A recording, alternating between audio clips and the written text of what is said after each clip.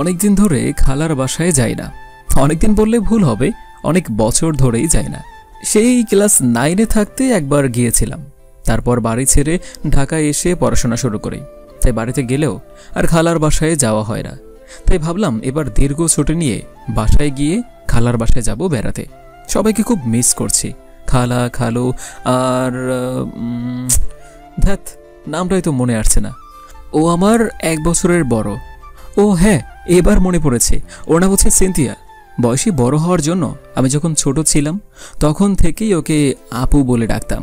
আর যখন ছোট ছিলাম তখন খালার বাসায় গিয়ে ওর সাথে বউ জামাই খেলতাম। ও বউ হতো আর আমি বর সাজতাম। তারপর দুজনে মিলে খেলতাম। আমাদের কুটুম ছিল কয়েকটা পুতুল। তখন ও অনেকটা শ্যামলা টাইপের ছিল, তাই ওকে কালো বলে অনেক খেপাতাম। আর ও রেগে আমাকে মারত। কিন্তু এখন তো বড় হয়েছে, এখন ওসব কথা মনে পড়লে হাসিও পায়, আবার লজ্জাও করে। আমি নীল, এবার অনার্স ফাইনালে, আর সিনথিয়া বোধহয় ও আমার সাথেই একই ক্লাসে পড়ে। কারণ ও আমার বয়সে বড় হলেও ছোট থেকে আমরা একই ক্লাসে পড়তাম। যদিও কোনোটাই ফেল যায় তাহলে আমার নিচে, আর তা নাহলে আমার সাথেই পড়বে, এটা স্বাভাবিক। আমি এখন বাসায় না, আমি ঢাকা থেকে পড়াশোনা করছি। আর ওরা আর আমরা এক জেলাতেই থাকি, শুধু এলাকাটা ভিন্ন। আমি চাইলে ওখানেই আমাদের কলেজে ভর্তি হতে পারতাম, কিন্তু মা বাবার জন্য পারেনি। কারণ তাদের ইচ্ছে আমাকে ঢাকাতে পড়াবে, তাই আমিও ঢাকায় চলে আসি। খালা খালু হয়তো এখন আমাকে দেখে চিনতেই পারবে না। আর সিনথিয়া আপু তো দৌড়েই থাক, ও তো অনেক আগে আমাকে দেখেছে। এখন চেহারা মনে রাখতে পারবে কি করে? আমার চেহারায় অনেক পরিবর্তন আসছে, তাই অনেক দিন না দেখার কারণে হয়তো চিনতে পারবে না। খালার সাথে কয়েকদিন পর পর ফোনে কথা হয়, তবে আর কারোর সাথে হয় না। কে জানে আপু কেমন আছে আর কিরকম হইছে। এখানে এসেছি অনেক বছর হয়েছে, তবু আজকে কেন জানি একটু বেশি মনে পড়ছে ওদের। 20 দিন পর স্যারের পায়ে ধরে 1 মাসের ছুটি চেয়ে এনেছি। আবার কলেজে একটা কারণে 10 দিনের বেশি বন্ধ আছে, আর দিনগুলো আমি ছুটি চেয়ে আনলাম। উফ, বাঁচা গেল। এখন টিকিট কেটে ছো মেরে বাসায় চলে যাব, তারপর খালার বাসায় যাব। বাসায় গিয়ে কলিং বেল বাজালাম, আর মা এসে দরজা খুলে দিল। জি বাবা, তুমি কে? হোয়াট? এখানে কি চাও? মা, আমি নীল। আমার ছেলের নাম তুমি জানলে কি করে? ওফ, আমি তোমার ছেলে নীল। আমার ছেলে তো আমাকে না জানিয়ে বাসায় আসে না। যাও তো, ঢুকতে দাও। পাগল ছেলে, এভাবে না জানিয়ে আসলি কেন? সারপ্রাইজ।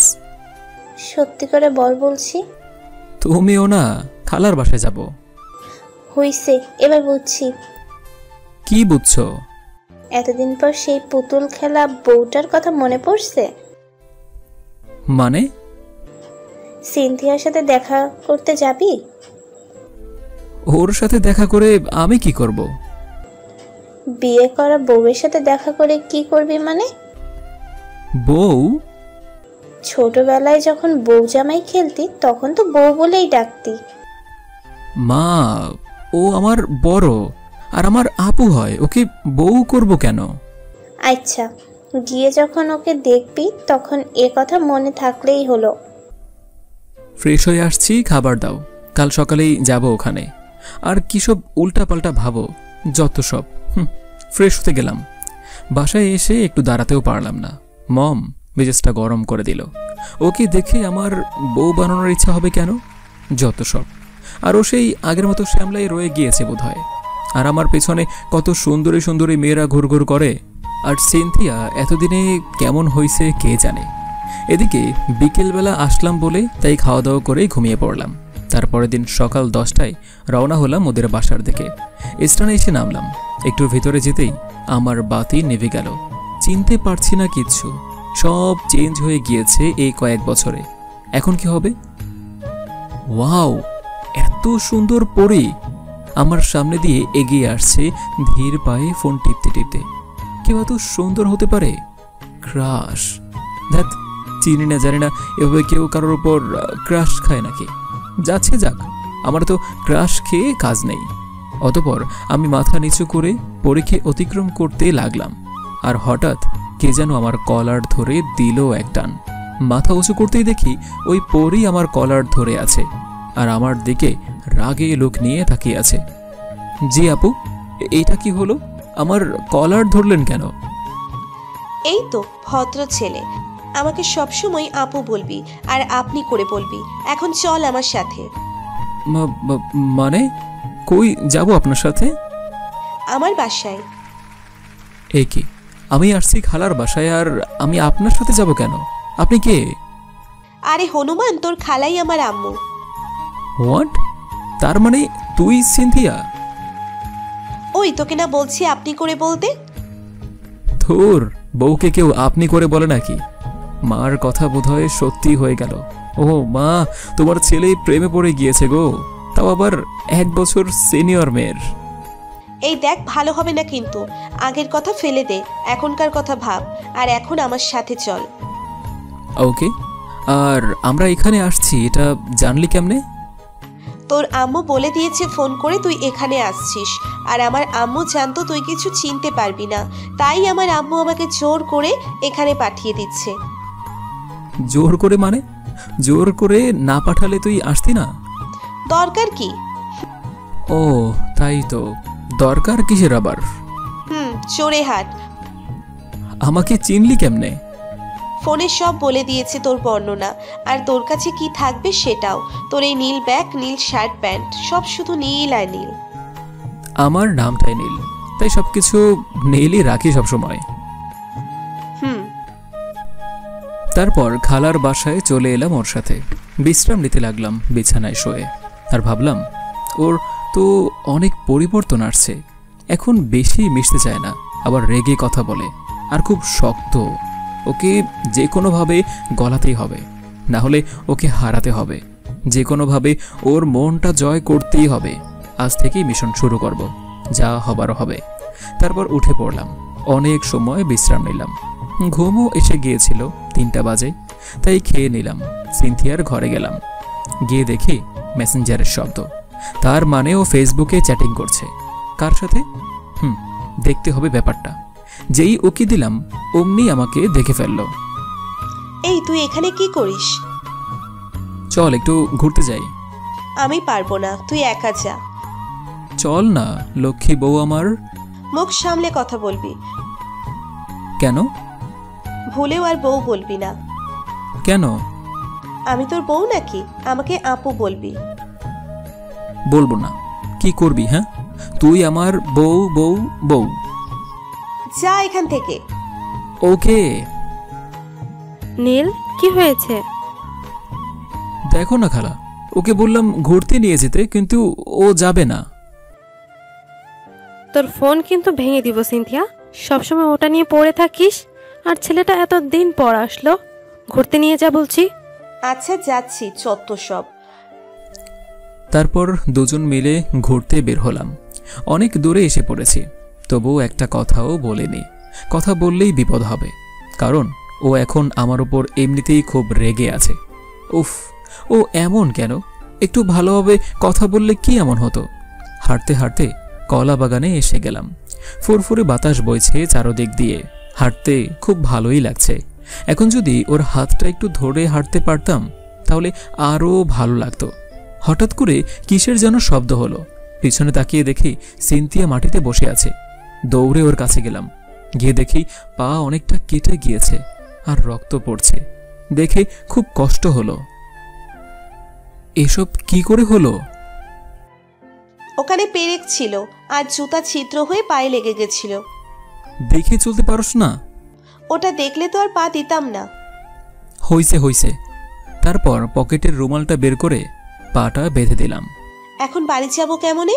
বাইক নিয়ে আয়, যা। বাইক না, আমি ওই কলা গাছের ভিতর থেকে প্লেন নিয়ে আসছি। এমন করে বলছিস কেন? কলা গাছের ভিতর বাইক পাবো কই? তাহলে আমি যাবো কি করে এখন? ওয়েট। তারপর ওকে কোলে তুলে নিলাম। দিল ভালো হবে না কিন্তু, ছাড় বলছি, ছাড়। রাস্তা পর্যন্ত যেতে দে। একটুও দরকার নেই, আমি যেতে পারবো। ছাড়বো না। আজকে আমার বউকে কোলে নিয়েছি, ছাড়বো কি করে? এরপরও ছাড়বি না? ছাড় এবার। মারলি কেন? ছাড়তে বলছি। তোর রাস্তা পর্যন্ত যেতে কষ্ট হবে, তাই এত দূর আমি নিয়ে যাই। তোকে আমি লজ্জা করে না তোর? আমি তোকে বকলাম মারলাম তবুও লজ্জা করে না? বউয়ের কাছে কি কেউ লজ্জা পায়? হারামজাদা। গলাটা ধরো তো। ইচ্ছে না থাকতেও বাধ্য হয়ে সিনথিয়া আমার গলা ধরল। তারপর বড় রাস্তার পাশে যেতেই নামিয়ে দিলাম, আর আমাকে রেখেই একটা রিক্সা নিয়ে চলে গেল। আর আমি উঠতে চাইলে দুটো ঝাড়ে দিয়ে নামিয়ে দিল। কি আর করব, একাই হেঁটে গেলাম। কেবল তো মাত্র একদিন হলো, আর 25 দিন বাকি আছে। 25 দিন থাকবো এখানে। দেখি আমাকে ভালো না বেসে যায় কই। ছোট হয়েছে তাতে কি হয়েছে, ভালোবাসা নিজেই আদায় করে নেব। তারপর বাসায় গিয়ে দেখি বিছানায় শুয়ে আছে, আর এখনো রুমালটা ওর পায়ে বাঁধা আছে। আমি গিয়ে কিছু বললাম না, রুমালটা খুলে ফেললাম আর ব্যান্ডেজ লাগিয়ে দিলাম, কিন্তু কিছুই বলল না। অন্যদিকে মুখ ঘুরিয়ে নিল শুধু। তারপরের দিন সকালে দেখি হাঁটতে বের হয়েছে বাইরে ঘাসের উপর দিয়ে। একটু খুঁড়িয়ে খুঁড়িয়ে হাঁটছে, মনে হয় এখনো একটু একটু ব্যথা আছে। তাই বললাম, এই যে বৃষ্টি বউ, ব্যথা গেছে? তুই আবার বউ বলছিস? আগে বলো, ব্যথা আছে নাকি? একটু আছে। চিন্তা করে না বউ, ঠিক হয়ে যাবে। আমি তোর কোন জন্মের বউ? এই জীবনের এবং ভবিষ্যৎ জীবনের। দেখ বাড়াবাড়ি করবি না, আমার বয়ফ্রেন্ড আছে। তাতে কি হয়েছে, ব্রেকআপ করে দে, আমার বউ হয়ে যা। আরে আমি তোর বড়, আমার পিছন ছেড়ে দে প্লিজ। বড় হইলে কি বিয়ে করা যায় না নাকি? জানি না, তুই এখান থেকে চলে যা, সহ্য হয় না তোকে। যাব না, আই লাভ ইউ বউ। তোকে আমি, এই দাঁড়া। আমাকে ধরতে পারবি না, তোর পায়ে ব্যথা পাবি। ধ্যাৎ। এই শোন না, তুই না অনেক সুন্দর। ওর কাছে এসে চোখে চোখ রেখে বললাম, চোখ কিন্তু গেলে দিব। তোর চোখটা দে আর আমার টানে, যাতে সব সময় তোকে দেখতে পারি। তোকে আজ মেরেই ফেলবো। তাই নাকি? অতপর ঠাস এক বালতি রাগ নিয়ে চলে গেল। তুই ভুলে যাস না, আমি ছেলে, তোর চেয়ে শক্তি আর লম্বা সব দিক দিয়েই আমি বেশি। আমার সাথে পারবি না আমার বৃষ্টি বউ। তার পরের দিন থেকে ঠিক একই রকম ভাবে প্রতিদিন আমি ওকে কোনো একটা ছুতো দিয়ে আমার সাথে নিয়ে যেতাম, আর ফুল দিয়ে প্রপোজ করতাম। আর বাসায় আমি ওর পিছনে লেগেই থাকতাম সব সময়, 1 মিনিটের জন্য পিছু ছাড়তাম না। ও আবার কলেজে যেত প্রতিদিন, আর আমি ওকে দিয়ে যেতাম, আবার নিয়ে আসতাম। এভাবেই চলে গেল 20 দিন। কিন্তু আমি এখনও আমার ভালোবাসার কোনো উন্নতি দেখতে পেলাম না, সবসময় পিছনে পড়ে থাকি। কিন্তু এখনও একটু জায়গা করে নিতে পারলাম না ওর মনে। 21 দিনের দিন ভাবলাম কতগুলো চুড়ি আর একটা শাড়ি কিনে দেই ওকে। তাই সকালেই বের হলাম, একটু ঘোরাঘুরি করে 11টার সময় বাসায় ফিরে আসলাম। দেখি ও ওর রুমে বসে টিভি দেখছে। আমার বউটা কি করছে? তুই এ ঘরে আসছিস কেন? হে মা, আমার বউয়ের ঘরে আমি আসবো না তো কে আসবে? দেখ মাথা গরম করবি না, এমনি খুব রাগ উঠছে এখন। কেন? তোর জেনে লাভ কি, বেরিয়ে যা বলছি। এনে তোর জন্যই আনছিলাম নীল শাড়ি আর সবুজ নীল লাল অনেকগুলো চুড়ি, ধর। তোকে এগুলো আনতে বলছি আমি? নিবি না বললেই পারতি, ফেলে দিলি কেন? ওগুলো উঠিয়ে বিছানার এক পাশে রেখে চলে আসলাম। আমার মনে হয় কপাল খারাপ, এখনো ওর মনে জায়গা করে নিতে পারলাম না। তাই ভাবলাম ওকে আর বিরক্ত করব না, আর 4 দিন আছি, ওর সাথে ভালো হয়েই থাকবো। ওর পিছনে লেগে নিজেকে ওর কাছে ছোট করে লাভ নেই। তারপরের দিন আজ সকাল 10টা বেজে গেল, এখনো উঠিনি বিছানা ছেড়ে। চোখ দিয়ে চেয়ে আর শুয়ে আছি। 10:30টার সময় খালা আসলো। নীল, উঠতো, এত সময় কেউ ঘুমায়? আচ্ছা। খাওয়া হলে সিনথিয়াকে নিয়ে একটু মার্কেটে যাস। আচ্ছা, দেখছি। খাওয়া দাওয়া করে নিয়ে সিনথিয়াকে নিয়ে মার্কেটে চলে গেলাম। রিক্সায় করেই আসছি, তবুও আজ আর একটা কথাও বলিনি। কেনাকাটার সময় ও যেটা খুশি কিনেছে আমি কিছু বলিনি। একটু পর একটা দোকানের সামনে গিয়ে হা করে দাঁড়িয়ে পড়ল। আপু, কি হয়েছে? এখানে দাঁড়ালেন কেন? ওর কথাই এখন মেনে চলছি। এমনি। চলুন। ওর দৃষ্টি ভেদ করে তাকিয়ে দেখি ও দুটি কাপলদের দিকে তাকিয়ে আছে দোকানের ভেতর। একটু দাঁড়া, একটা ফোন করব। তখন তাড়াতাড়ি ফোনটা বের করে কল দিতেই সেই পাশের কাপলের মধ্যে থাকা ছেলেটির ফোনটা বেজে উঠল। ছেলেটা বোধহয় এখনো ওকে দেখেনি, তাই ফোনটা কেটে দিল ওর জিএফের সামনে। সিনথিয়া আপু আরও কয়েকবার ফোন দিল। যে কয়বার ফোন দিল সেই কয়বারই ওই ছেলেটা ফোনটা বাজছে আর কেটে দিচ্ছে। বুঝতে পারলাম কি হয়েছে। ওই ছেলেটাই বোধহয় ওর বয়ফ্রেন্ড ছিল, আর এখন আপুর অনুপস্থিতিতে ওই মেয়েকে নিয়ে ঘুরতে বের হয়েছে। নীল, এই নীল, ব্যাগগুলো ধর তো। আচ্ছা দিন। আরে বাবা, কি মেয়েরে এটা! ব্যাগগুলো আমার কাছে দিয়ে দৌড়ে গিয়ে সবার সামনেই ওই ছেলেটার গালে ঠাস করে দিল একটা চড়। তারপর আবার আমার দিকে আসছে। এই রে, আবার যে কি করে! নীল চল এখান থেকে। আমার হাত ধরে টেনে নিয়ে চলল। এটা কি হলো? হঠাৎ আমার হাত ধরলো কেন? বাঘিনীটার আবার কি হলো? ওর কাছে যেতে দেয়নি, এখন আবার হাত ধরছে। ছোট ভাইয়ের হাত ধরতেই পারে, তাই না? তারপর বাসায় এসে পড়লাম। বাসায় এসে ফ্রেশ হয়ে নিলাম। তারপর রুমে যাওয়া মাত্রই কোথা থেকে এসে আমার কাছে বসে পড়লো ধপাস করে। আমি কিছু বললাম না, আমি আমার চিন্তায় ডুবে রইলাম। তার পরের দিন আমার যাওয়ার সময় হয়ে গিয়েছে প্রায়। আজকে দিয়ে আর মাত্র 4 দিন আছি, তারপরেই ফিরে যাব আবার ঢাকায়। সবার চাওয়া পাওয়া বোধহয় পূরণ হয় না, কারো অপূর্ণ হয়, আর তেমনটাই হয়তো আমার বেলায় হয়েছে। সেই দিন আর সিনথিয়ার কাছে যাইনি, নিজের রুমেই বসে টিভি দেখছি। শুধু একবার দরজার দিকে তাকিয়েছিলাম, আর অমনি কে যেন দরজার কাছ থেকে সরে গেল। আমার এত কিছু জেনে কোনো দরকার নেই, কে ছিল আর না ছিল, যত সব। তারপর 2 দিন গেল। এই 2 দিনে সিনথিয়া আমার কাছে আসছিল শুধু ডাকার জন্য, এখানে ওখানে যেতে আর খেতে। কিন্তু এই 2 দিন আর খালাকে আসতে দিল না আমার কাছে। কিন্তু কেন? 24 দিনের দিন বিকেলে রুমে বসে মিনি মিলিটারি গেমস খেলছিলাম। হঠাৎই ফোনটা কে যেন ছো মেরে কেড়ে নিল। দেখি সিনথিয়া, আর আজ সে আমার দেওয়া শাড়ি আর চুড়ি পরে এসেছে আর মিটি মিটি হাসছে। আপু, আমার মোবাইলটা দিন। বাবা, আমার বরটা তো খুব ভদ্র হয়েছে। আপু ফোন দিন। চল আমার সাথে। কই? ঘুরতে যাব। এখন পারবো না। থাপ্পড় খেলেই পারবি। আচ্ছা চলুন। তারপর আজ আমাকে বাধ্য হয়ে ওর সাথে যেতে হচ্ছে। কিছু দূর যেতেই, ওই একটু কোলে নে তো, পাটা খুব ব্যথা করছে। ব্যথা করছে কেন? জানলে কি আর তোকে বলতাম। আপু আমি পারবো না, গেলাম। তারপর আমি চলে আসলাম ওখান থেকে, ওকে রেখেই। আমি জানি না ওর কি হয়েছে, ও আজ এমন করছে কেন। নীল চলে গেছে সিনথিয়াকে রেখে, দৌড়েই চলে গেছে এক প্রকার।